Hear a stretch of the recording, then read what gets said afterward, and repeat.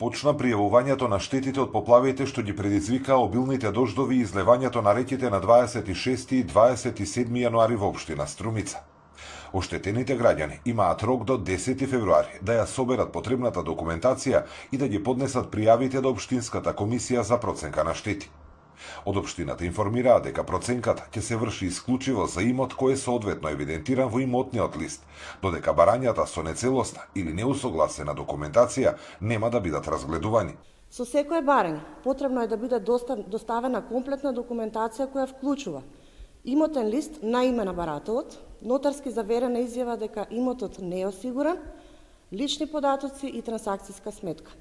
Да напоменам дека оштетениот имот мора да биде евидентиран на имотен лист, инаку во спротивно барањето нема да биде разгледано.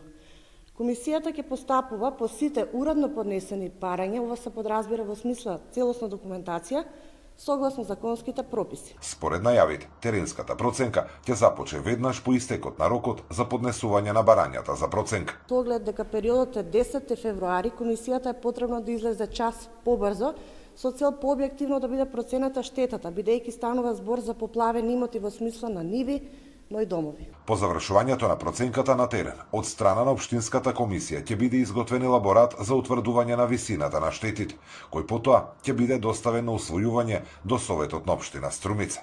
Во поплавите што го погодија Струмичкиот регион минатата недела беа зафатени повеќе земјоделски површини, а штети беа предизвикани на одредени домови и сточарски фарми.